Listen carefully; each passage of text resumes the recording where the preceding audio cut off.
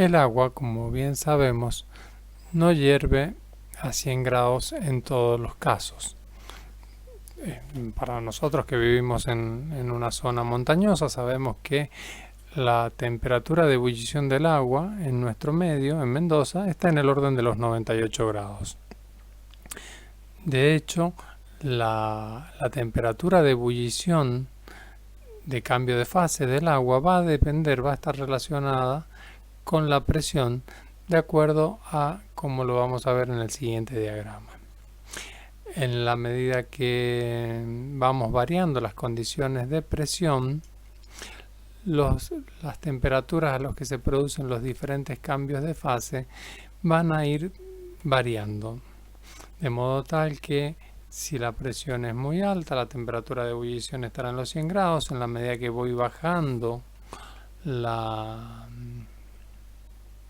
presión, la temperatura de ebullición irá, y por lo tanto el paso del líquido a vapor irá descendiendo su temperatura.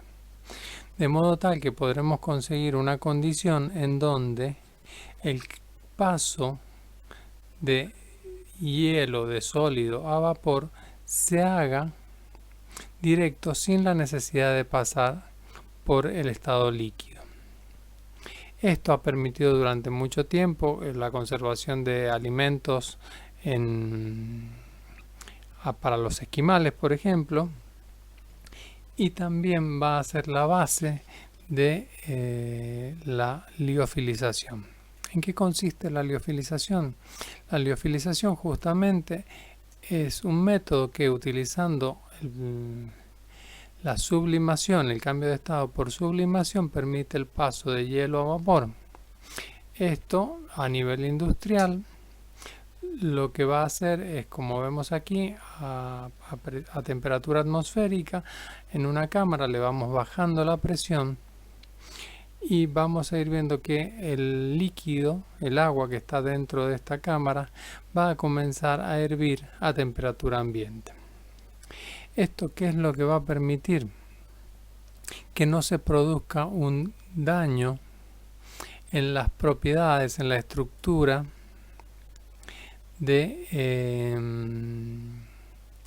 molecular de las células que constituyen un alimento. De esta manera no se va a ablandar una frutilla como se ablandaría si la tratamos de secar, ni va a tomar color, no se va a oxidar, no se va a oscurecer. Luego entonces vamos a tener equipos de liofilización que permiten justamente mediante una receta en donde se va regulando las condiciones de presión y temperatura junto con el tiempo, va a permitir este proceso de liofilización. Dependiendo de las características del producto, del tamaño del producto, será necesaria una preparación previa que dependiendo del tamaño justamente puede ser que el producto no requiera esta preparación previa o si requiera ser partido. El producto entonces se va a colocar en unas bandejas y estas bandejas serán introducidas a la cámara de liofilización.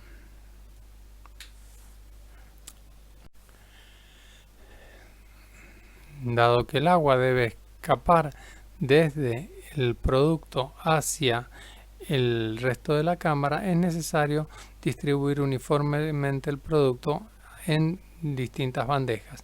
Y en el caso de productos como frutilla o banana, es necesario partirlo de manera tal de facilitar este proceso de salida, de difusión del agua desde la célula hasta un colector que tiene el equipo. Esto va a permitir entonces diferentes frutas o alimentos que puedan secarse, deshidratarse de una forma rápida. Aquí vemos que un equipo, un liofilizador, va a tener distintas bandejas colocadas con sensores de temperatura.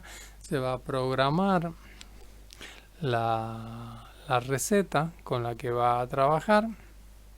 Esta receta implica 5 minutos a tal temperatura y tal presión, 10 minutos a tal temperatura y tal presión, de manera tal que el producto no se deteriore en este cambio. Aquí vemos cómo va reduciéndose la presión y la temperatura del medio. Obviamente es un proceso que requiere la habilitación de una bomba de vacío,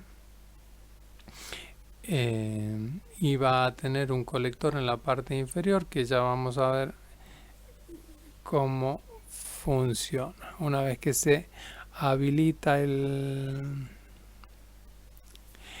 sistema, va a comenzar a reducirse la presión y la temperatura paulatinamente conforme ha sido preestablecido en la receta.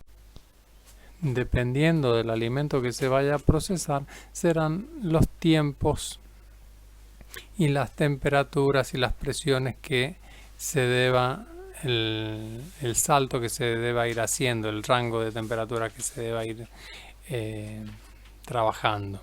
¿Sí? Aquí vemos cómo va bajando la presión y la temperatura en las diferentes bandejas. Para eso hay termocuplas en cada una de las bandejas que permiten ir haciendo el monitoreo. El agua va a ir saliendo de las bandejas paulatinamente y se va a ir acercando, se va a ir depositando en una bandeja inferior, sí, sobre un condensador inferior.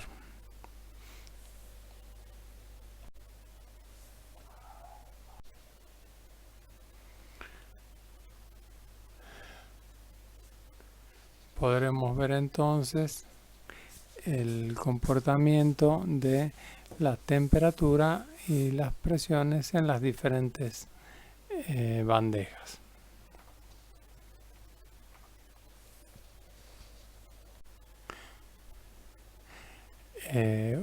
Una vez que si se produce una falla en la bomba de vacío, si se produce una falla en el sistema, inmediatamente van a saltar las alarmas indicando la necesidad de que el operario actúe y verifique lo que está sucediendo.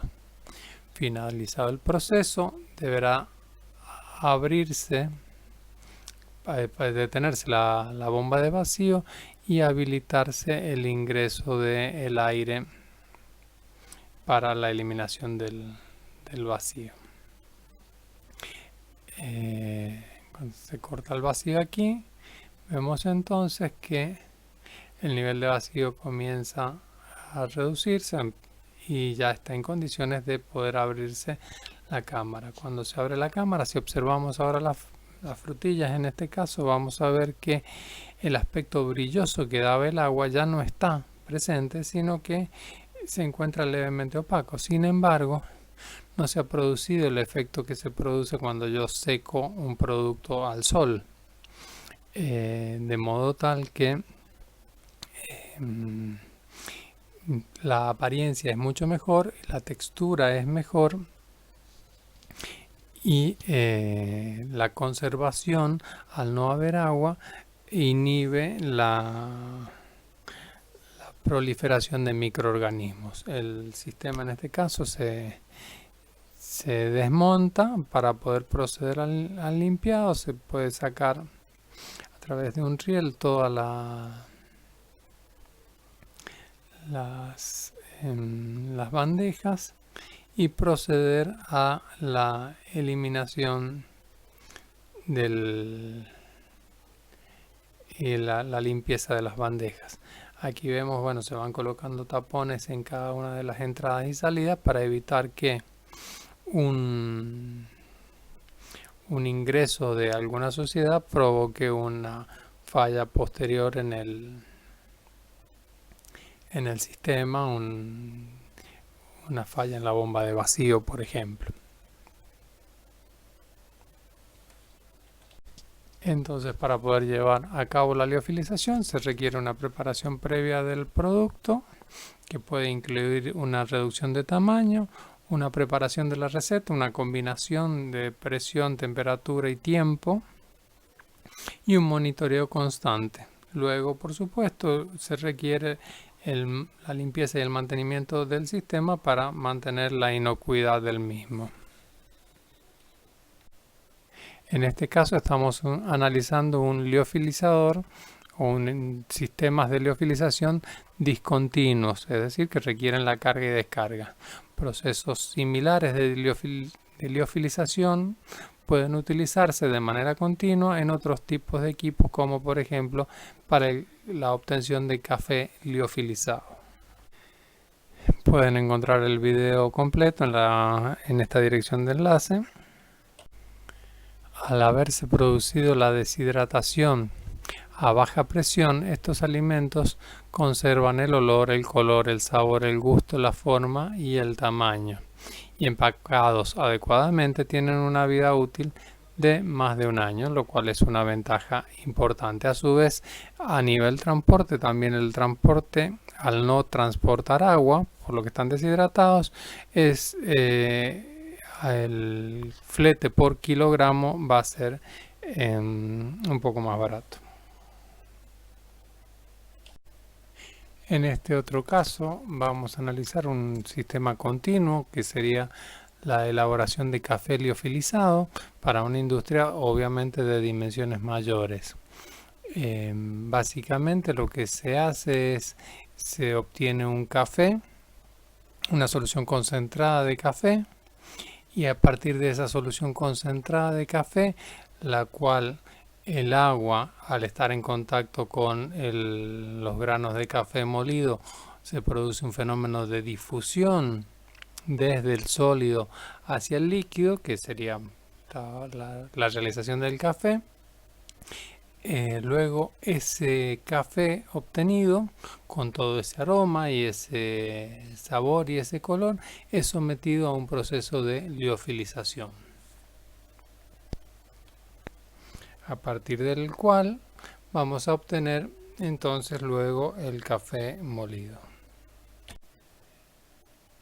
Es decir, se va a congelar el café, luego se va a reducir de tamaño, se va a triturar y luego ese café triturado, congelado, no grano de café, sino una solución de café congelada, esa solución se va a someter al proceso de liofilización y luego a la granulación, para lo cual se van a utilizar un sistema con bandejas rotativas y con bandejas vibratorias, de manera tal que evitar que se aglomere más de lo necesario el producto.